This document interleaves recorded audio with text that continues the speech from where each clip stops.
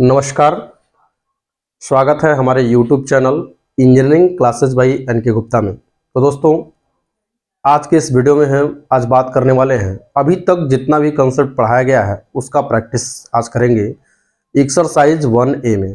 Clear है? तो आइए देखते हैं एक्सरसाइज 1A के क्वेश्चंस क्या क्या हैं। तो इसमें फर्स्ट क्वेश्चन दिया हुआ है, इज जीरो और रेशनल नंबर जस्टिफाई। पूछ रहा है क्या जीरो एक रेशनल नंबर है। आप इसकी जस्टिफिकेशन करिए अपने आंसर को पुष्टि के लिए। क्लियर है? तो देखिए, आपको बताया गया था जब नंबर सिस्टम में हम पढ़ा रहे थे कि नंबर सिस्टम में मेनली नंबर को दो पार्ट में डिवाइड किया गया था। पहले पार्ट को बोला गया था रियल नंबर, दूसरे पार्ट को बोला गया था इमेजिनरी नंबर। रियल नंबर को भी दो पार्ट में डिवाइड किया गया था, एक को बोला गया था रेशनल नंबर, दूसरे को बोला गया था इरेशनल नंबर। रेशनल नंबर के अंतर्गत जो है natural number, whole number, integer number. Integer number में तीन part, positive integer, negative integer और जीरो इंटीजर। इसी प्रकार से prime number, coprime number, composite number, twin prime number, odd number, even number, इन सभी जो नंबर्स थे वो रेशनल नंबर के अंतर्गत थे। तो जाहिर सी बात है, जो इंटीजर नंबर का एक पार्ट था जीरो इंटीजर, तो जीरो इंटीजर भी क्या है, एक रेशनल नंबर का पार्ट था। अब चूंकि क्यों ये जीरो एक रेशनल नंबर है, क्योंकि आप देखिए पहले क्वेश्चन का सॉल्यूशन देखिए। पूछ रहा है कि is zero is a rational number. क्या जीरो एक रेशनल नंबर? तो हम लिखेंगे इसका answer yes, zero is a rational number. क्यों रेशनल नंबर, इसका जस्टिफिकेशन देना। जस्टिफिकेशन आप लिखेंगे because zero can be represented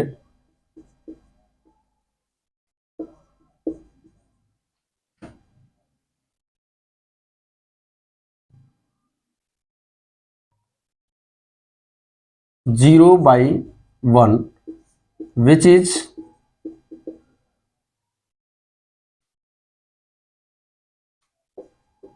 in the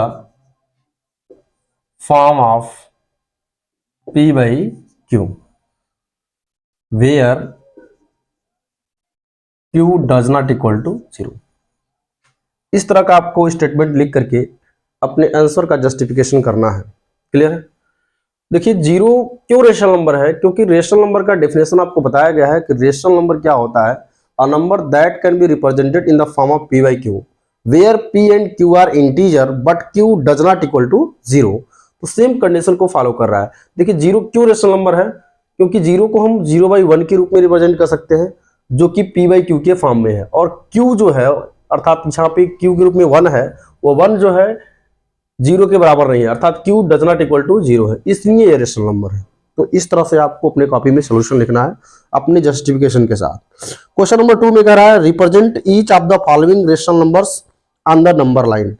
दूसरे क्वेश्चन में कह रहा है कि प्रत्येक रेशनल नंबर को आप नंबर लाइन पे रिप्रेजेंट करिए। तो आपको मैं कॉन्सेप्ट में सारी चीजें बता दिया हूं, एक दो क्वेश्चन इसमें प्रैक्टिस करा दे रहा हूं। एक जो है हम ले रहे हैं क्वेश्चन प्रॉपर फ्रैक्शन का, और एक क्वेश्चन ले रहे हैं इम्प्रॉपर का, और एक डेसिमल का ले रहे हैं। इस तरह से आपका पूरा पार्ट हो जाएगा। देखिए, पहला जो है सेकंड का पहला क्वेश्चन इसमें दिया है 5/7। 5/7 को कह रहा है कि रेशनल नंबर पे रिप्रेजेंट करना। तो आपको सबसे पहले ये चेक करना है कि 5/7 है क्या। 5/7 एक प्रॉपर फ्रैक्शन है, क्योंकि यहाँ पे डिनोमिनेटर जो है न्यूमरेटर जो है डिनोमिनेटर से कम है। तो आपको पता है कि इसकी जो न्यूमेरिक वैल्यू होती है ऑलवेज लेस देन 1 होती है, 1 से कम होती है, 1 के बराबर होती है। तो फिलहाल यहाँ पे इसकी न्यूमेरिक वैल्यू 1 से कम है। इसकी जो न्यूमेरिक वैल्यू है, अर्थात संख्यात्मक मान जो है 1 से कम है। तो इसका मतलब यह है कि जो नंबर लाइन बनाएंगे हम, उसमें 1 यूनिट से ज्यादा, अर्थात 2 यूनिट तक हम बनाएंगे बस, क्योंकि हमें दिखाना है 0 और 1 के बीच में।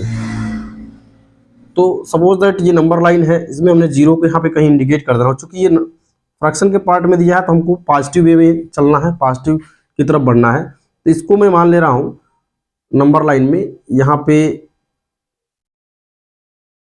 1 यूनिट मान लिया। अब देखिए, यहाँ पे आप अपनी कॉपी में जब करेंगे तो आप इस प्रकार से आपको मानना है, स्केल मान के करना। आप यहाँ पे अपनी कॉपी में एक स्केल का चयन करेंगे।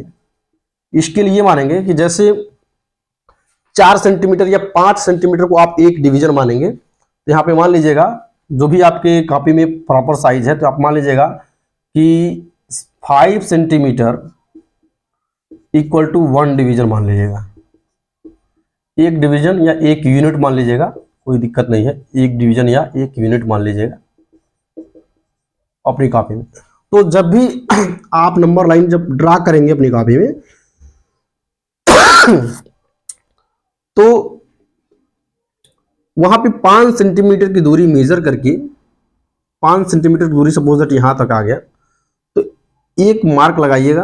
अब पुनः 5 सेंटीमीटर की दूरी मेजर करके दूसरी मार्क लगाइएगा। फिलहाल दूसरी मार्क लगाने की जरूरत नहीं है, लेकिन आपको समझाने के लिए मैं बता रहा हूं। तो इसका मतलब यह 1 यूनिट हो गया, यहां से लेकर के यहां तक का जो पार्ट हो गया वह 1 यूनिट हो गया।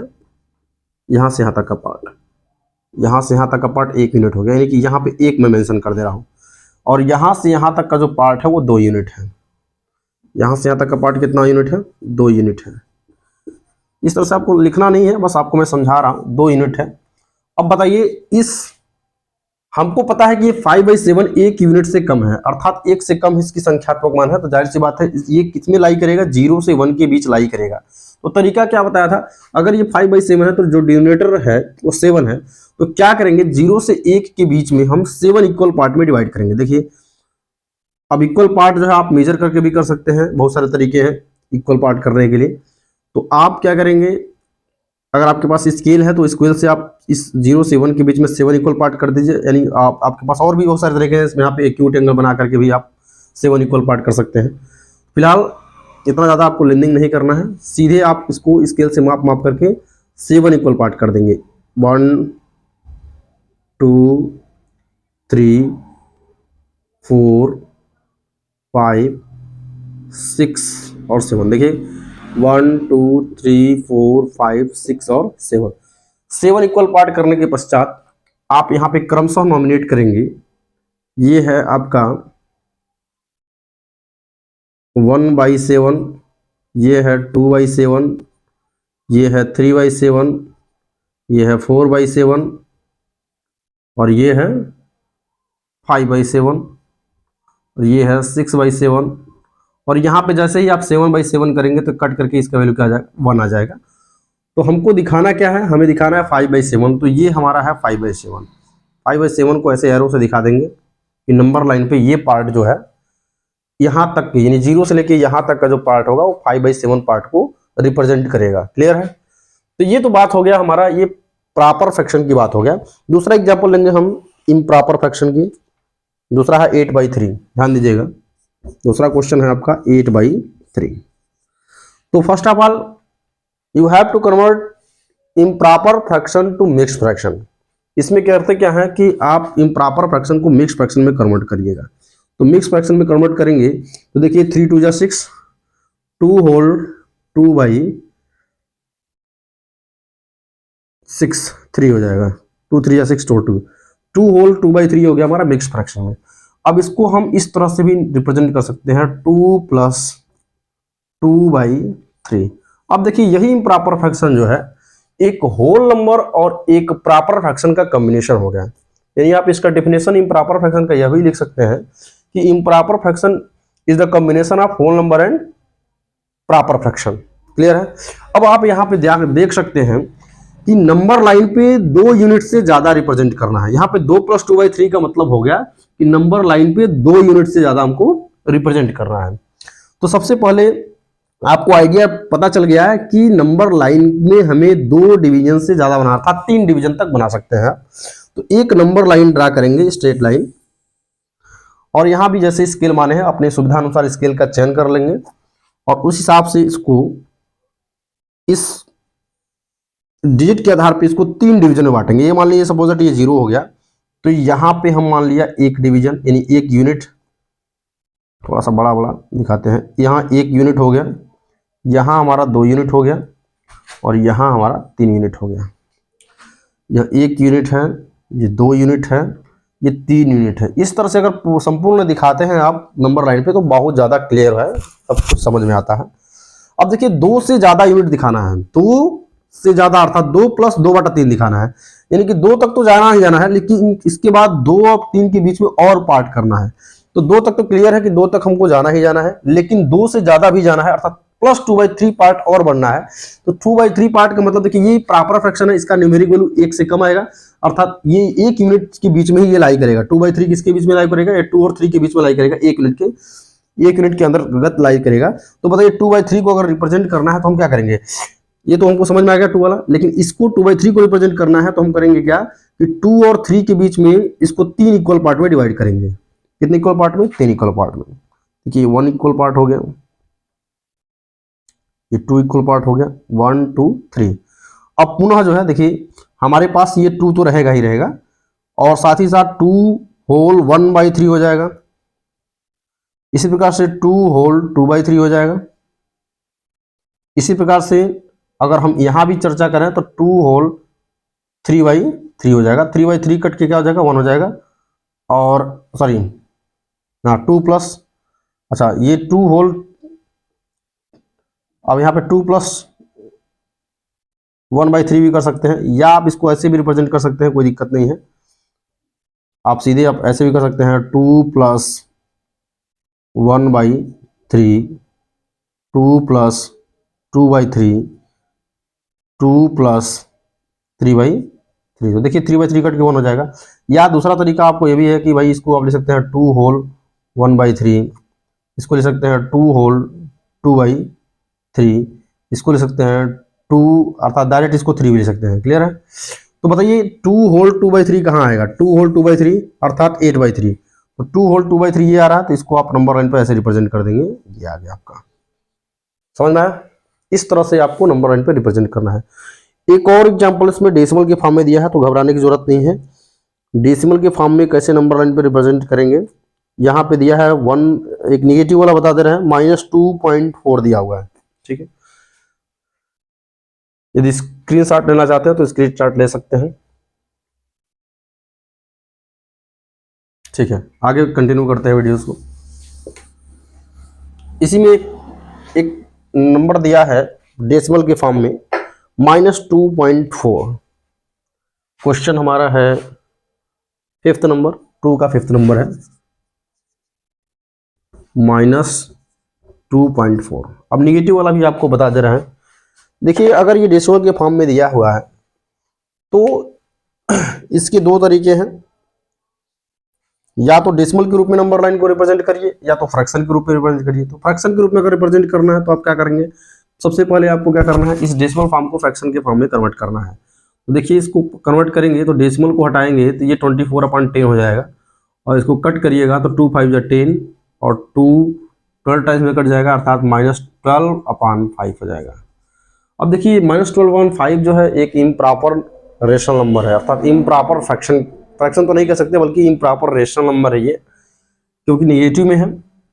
तो इसको अगर आप मिक्स्ड फ्रैक्शन के रूप में, यानी मिक्स्ड रेशनल नंबर के रूप में कन्वर्ट करेंगे तो क्या होगा? देखिए 5 2 जा 10, तो 5 यानी -2 होल 2/5, -2 होल 2/5 होता है। ठीक है, ये मिक्स फ्रैक्शन के रूप में आएगा -2 होल 2/5, अर्थात इसको हम ऐसे भी ले सकते हैं कि -2 प्लस -2/5, ये दोनों ही निगेटिव की डायरेक्शन में जाएंगे। इस तरह से कहने का मतलब ये है कि अब हमको नंबर लाइन जो बनाना है वो निगेटिव डायरेक्शन में बनाना है। एक स्ट्रेट लाइन ड्रा करेंगे, स्केल मानेंगे, जैसे आपको बताया गया है। स्केल मान सकते हैं कि 4 यूनिट या 5 यूनिट मान लीजिए, यानी 5 सेंटीमीटर इक्वल टू आप मान लीजिए 1 डिवीजन या 1 यूनिट, 1 डिवीजन या 1 यूनिट जो है आप मान सकते हैं। Clear? 5 centimetre equal to 1 division या 1 यूनिट।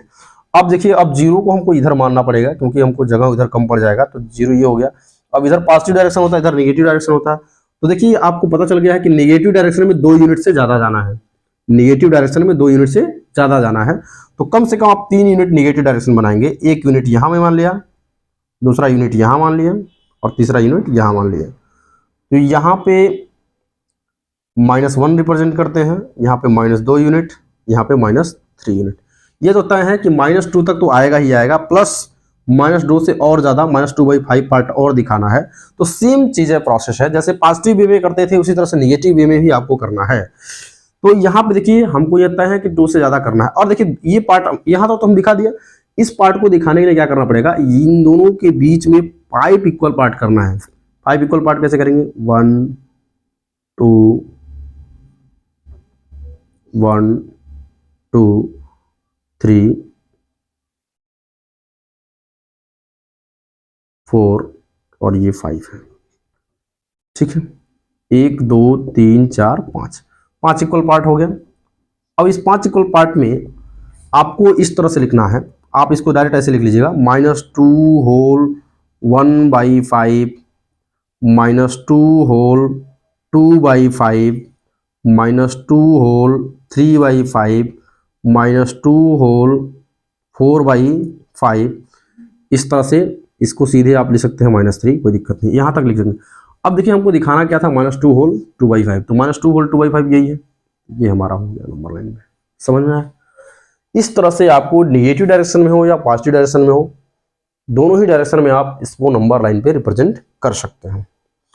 चलिए अगला क्वेश्चन देखते हैं। Find a rational number between 3/8 and 2/5। 3/8 and 2/5 के बीच जो है रेशनल नंबर आपको फाइंड करना है।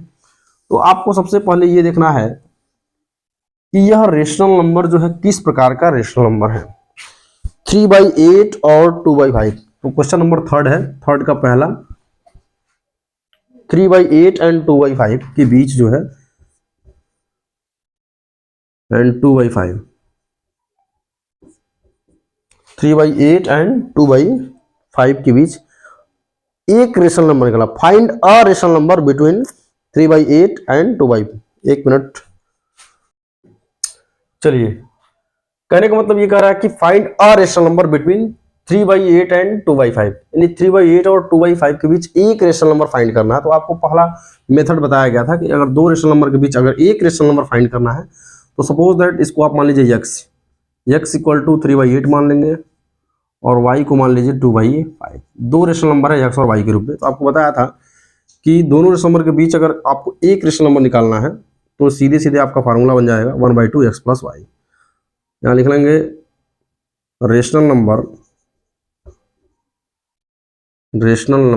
बिटवीन 3/8 एंड 2/5 इक्वल टू, या ऐसे फार्मूला के रूप में लिखना है तो rational number between x and y equal to क्या होता है, 1/2 x प्लस वाई। आपको बताया गया आप मेथड नंबर फर्स्ट में। तो देखिए x के रूप में आपने क्या रखा है, x के रूप में आपने 3/8 ले रखा है और y के रूप में आपने 2/5 ले रखा है। इन दोनों को सॉल्व करेंगे तो फटाफट सॉल्व करेंगे। देखिए ये आपका अनलाइक फ्रैक्शन है, इसको लाइक फ्रैक्शन बनाएंगे तो एलसीएम लेंगे, 8 और 5 का एलसीएम 40 हो जाएगा, 40 एलसीएम हो जाएगा।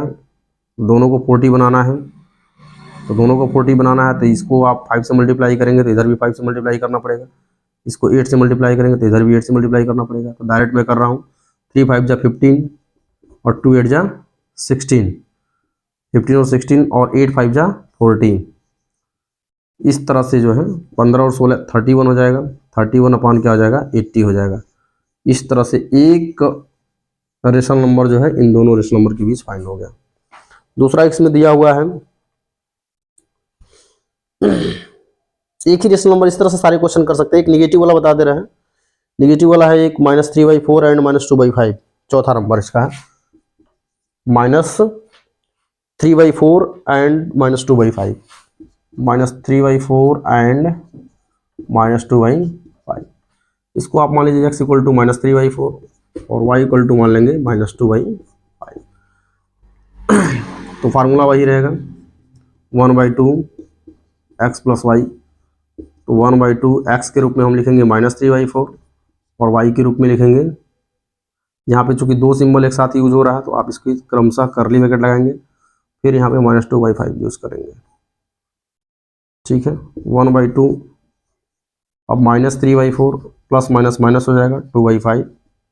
इस तरह से इसको सॉल्व कर लेंगे, 1/2 4 5 एलसीएम सीधे सीधे जो मैं सॉल्व कर ले रहा हूँ, -15 -8 अपान 20, 15 और 23 हो जाएगा माइनस और 40 हो जाएगा, ये हो जाएगा आपका निगेटिव का, ठीक है।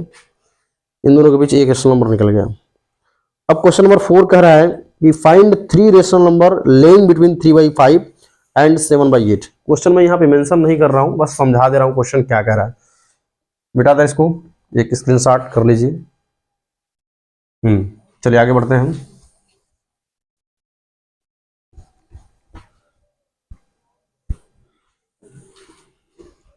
क्वेश्चन नंबर 4 कह रहा है find 3 rational number laying between 3/5 and 7/8।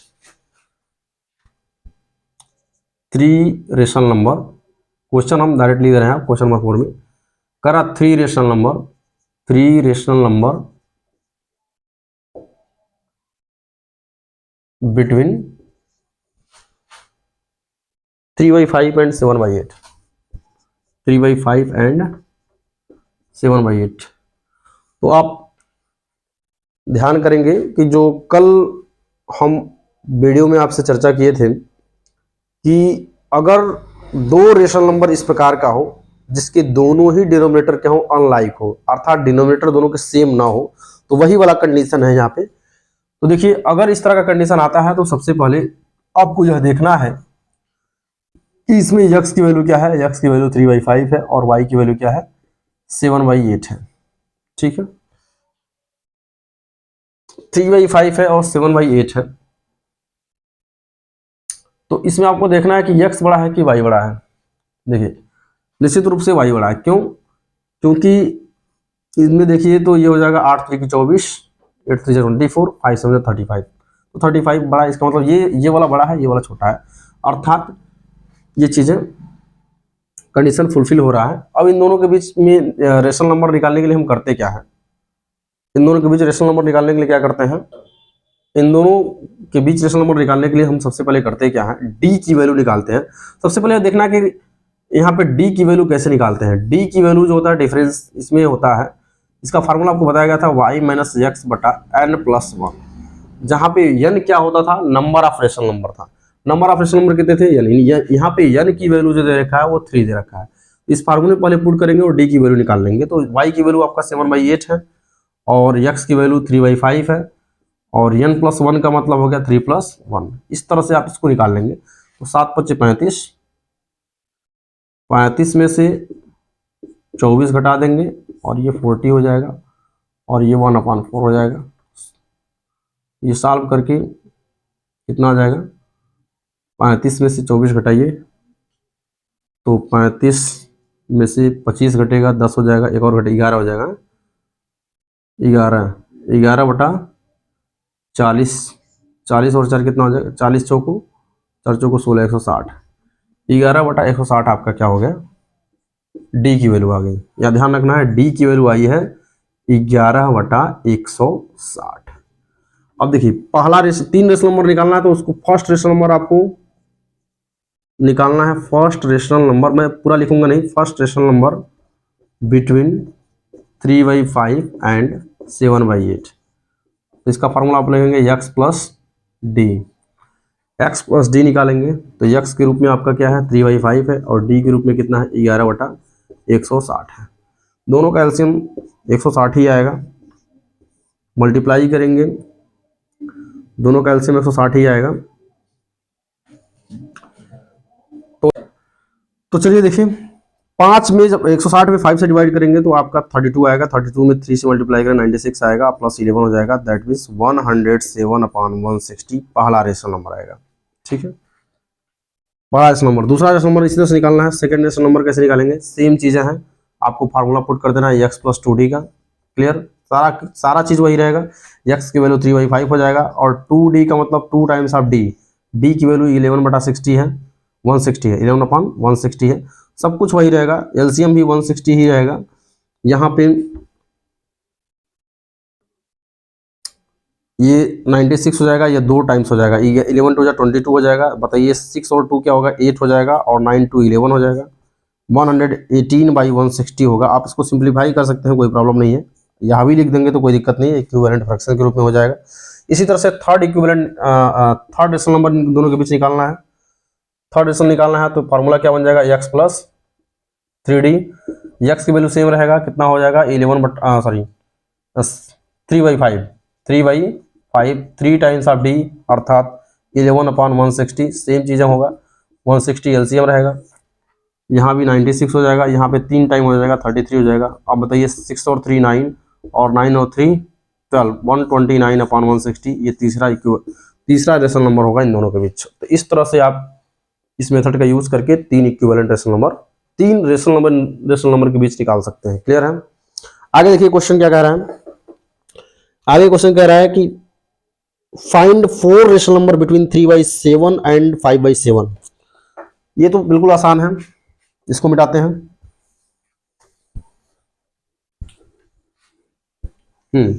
अगला क्वेश्चन कह रहा है कि 4 रेशनल नंबर निकालना है। Find 4 rational number between 3/7 and 5/7।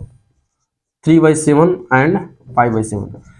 तो देखिए वो मेथड मैंने जो बताया था कि जिसमें लाइक फ्रैक्शन के रूप में जो हो, लाइक फ्रैक्शन के रूप में हम कैसे निकालेंगे, तो ये लाइक फ्रैक्शन वाला कंडीशन है। ठीक है, क्योंकि ये दोनों ही फ्रैक्शन है, क्योंकि पॉजिटिव रेशनल नंबर है तो दोनों क्या है, फ्रैक्शन है। तो इसमें कितने रेशनल नंबर निकालना है, ये निकालना है। इसका मतलब n की वैल्यू दे रखा है 4, n की वैल्यू 4 दे रखा है, तो 4 रेशनल नंबर इन दोनों के बीच निकालना है। तो हम करते क्या हैं कि जो n+1 है इससे हम क्या करते हैं, इक्विवेलेंट फ्रैक्शन बनाते हैं। n+1 अर्थात 4+1 दैट मीन्स 5 से हम क्या करेंगे, इक्विवेलेंट रेशनल नंबर बनाएंगे। तो देखो 3/7 का इक्विवेलेंट रेशनल आपको बनाना है, तो 3/7 का इक्विवेलेंट रेशनल नंबर जो है 5 के रूप में बनाना है, तो इसको 5 से मल्टीप्लाई करना है, यहाँ भी 5 से मल्टीप्लाई करना है। 3 5 जाए 15, 7 5 जाए 35, यानी 3/7 का इक्विवेलेंट रेशनल नंबर एक आया 15/35। इसी तरह से 5/7 का इक्विवेलेंट रेशनल नंबर बनाना है 5 के रूप में। 5 के देखिए तो ये हो जाएगा 5 से 5 में मल्टीप्लाई करेंगे, 7 का भी 5 में मल्टीप्लाई करेंगे, तो ये हो जाएगा 25/70 35। तो इसका इक्विवेलेंट फ्रैक्शन ये हो गया। कुछ हुआ है बस। अब देखिए यहाँ पे इसका मतलब ये है कि 15/35 ये और 25/35 इन दोनों के बीच हमको 4 रेशनल नंबर निकालना है। तो हम सीरियल से सिक्वेंशियल वे में क्या करेंगे, इसको लिखते चले जाएंगे। 15 के बाद क्या आएगा, 16, 16/35 हो जाएगा, 17/35 हो जाएगा, 18/35 हो जाएगा, उसके बाद 19/35 हो जाएगा। तो 4 ही निकालना, 1 2 3 4, बस काम खत्म। 4 रेशनल नंबर इस तरह से निकाल लेंगे। और भी पूछता तो और भी निकाल लेते, कोई दिक्कत नहीं था। ये तरीका है निकालने का, 3/5 3/7 5/7 इस तरह से। इसी तरह से आप जो है find 6 rational number between 2 and 3, 2 और 3 के बीच निकाल सकते हैं। सेम चीज़ है, क्वेश्चन नंबर 6 भी सेम चीज़ें हैं, क्वेश्चन नंबर 7 भी सेम है क्वेश्चन नंबर 4 के बीच। अच्छा, क्वेश्चन नंबर 4 में कह रहा है कि how many rational numbers can be determined between these 2 numbers. कह रहा कि जो गिवन 2 नंबर्स थे इनके बीच कितने रेशनल नंबर डिटरमाइन किया जा सकता है। तो आंसर आपका होगा इनफाइनाइट रेशनल नंबर इसको बीच डिटरमाइन किया जा सकता है। अब सीधे क्वेश्चन नंबर 8 पे आएंगे। कह रहा है कि insert 16 rational number between 2.1 and 2.2। 2.1 और 2.2 के बीच जो है 16 रेशनल नंबर क्या करना है, इंसर्ट करना है। तो ये भी जो है आपका लाइक फ्रैक्शन के रूप में ये रेशनल नंबर है, तो इसको आप बना लेंगे लाइक फ्रैक्शन के रूप में। 2.1 और 2.2 को जब फ्रैक्शन के फॉर्म में आप इसको लिखेंगे तो 21/10 और 22/10 आ जाएगा, और 21/10 और 22/10 दोनों ही क्या होंगे, एक लाइक फ्रैक्शन बनेंगे। और जब लाइक फ्रैक्शन बनेगा तो जाहिर सी बात है वो वही कंडीशन बनेगा, ये लाइक फ्रैक्शन वाला, इसी सेम में निकाल लेंगे इसको भी। अगर डेसिमल के रूप में कहता है तो डेसिमल के रूप में भी हम निकाल सकते हैं, इसमें कोई दिक्कत नहीं है। अब देखो ट्रू फॉल्स का क्वेश्चन दे रखा है, ट्रू फॉल्स का क्वेश्चन इसमें दे रखा है। तेरा state whether the following statements are true और false, give reasons for your answer. Answers देना है और उसको रीजन भी देना है। कह रहा है every natural number is a whole number, every natural number is a whole number. आपको मैंने जब नंबर सिस्टम पढ़ा रहा था तो हमने बताया था कि each and every natural number is a whole number, but each and every whole number is not a natural number. प्रत्येक नेचुरल नंबर एक होल नंबर होता है, लेकिन प्रत्येक होल नंबर एक नेचुरल नंबर नहीं होता है, because 0 is a whole number but not a natural number. Clear है? तो इसका रीजन आप देखेंगे कि 0 is a whole number but 0 is not a natural number, इसका रीजन हो जाएगा। अगला क्वेश्चन कह रहा है every whole number is a natural number. क्या प्रत्येक होल नंबर एक नेचुरल नंबर होता है? तो प्रत्येक होल नंबर एक नेचुरल नंबर नहीं होता है। इसका आंसर क्या हो जाएगा? False, because 0 is a whole number but not a natural number. आगे देखिए, 0 is always, 0 is a whole number which is not a natural number. ठीक है, क्वेश्चन नंबर 3 कह रहा है every integer is a whole number. क्या प्रत्येक integer एक होल नंबर होता है? प्रत्येक इंटीजर एक होल नंबर होता है क्या? यह बात असत्य है? नहीं, प्रत्येक इंटीजर होल नंबर नहीं होता है। केवल जो है पॉजिटिव इंटीजर ही होल नंबर होता है, निगेटिव इंटीजर होल नंबर नहीं होता है। तो इसका मतलब ये बात क्या है? गलत है। अगला question, every integer is a rational number. क्या प्रत्येक इंटीजर जो है एक रेशनल नंबर होता है? बिल्कुल होता है। प्रत्येक इंटीजर क्या है? एक रेशनल नंबर होता है, क्योंकि आप निगेटिव रेशनल नंबर को भी पी बाई क्यू के रूप में ले सकते हैं, निगेटिव इंटीजर को भी पी बाई क्यू के रूप में ले सकते हैं, पॉजिटिव इंटीजर को भी पी बाई क्यू के रूप में ले सकते हैं, और जीरो को भी 0/1 लिख सकते हैं। और चूंकि हम ये जब नंबर सिस्टम पढ़ा रहे थे तो उसमें सारे चीजें बताया था कि ये सारे पार्ट जो होते हैं एक रेशनल नंबर के पार्ट हैं। इंटीजर हो गया, रेशनल नंबर में इंटीजर आ गया, नेचुरल आ गया, होल नंबर आ गया, इवन नंबर आ गया, ऑड नंबर आ गया, कंपोजिट नंबर आ गया, प्राइम नंबर आ गया, को प्राइम नंबर, ऑल टाइप जितने भी आपको मैंने बताया था सारे के सारे क्या होंगे? रेशनल नंबर के अंतर्गत पढ़ाया गया था। आगे देखिए, every rational number is a whole number. क्या प्रत्येक रेशनल नंबर एक होल नंबर? नहीं, every rational number is an integer. क्या प्रत्येक रेशनल नंबर एक इंटीजर होता है? नहीं, प्रत्येक रेशनल नंबर एक इंटीजर नहीं होता, लेकिन प्रत्येक इंटीजर एक रेशनल नंबर होता है। तो ये बात गलत हो जाएगा। ठीक है, आगे देखिए, every rational number is a whole number. क्या प्रत्येक रेशनल नंबर एक होल नंबर है? हाँ, नहीं, ये भी बात गलत है। प्रत्येक रेशनल नंबर एक होल नंबर नहीं होता है, क्योंकि अगर हम कहें 2/3 एक रेशनल नंबर तो है, लेकिन क्या 2/3 एक होल नंबर है? नहीं है। तो इस तरह से आप अपने आंसर का सपोर्ट करने के लिए इसका जस्टिफिकेशन आप अपने एग्जाम्पल स्वरूप आप लिख सकते हैं, कोई प्रॉब्लम नहीं है। तो चलिए ठीक है, समाप्त करते हैं आज के इस वीडियो को, और यहीं पे अपनी वाणी को विराम देता हूँ। धन्यवाद। कल फिर मिलते हैं इसी टाइम, सेम टाइम, और इसके नेक्स्ट टॉपिक को लेकर के। तब तक के लिए धन्यवाद। जय हिंद।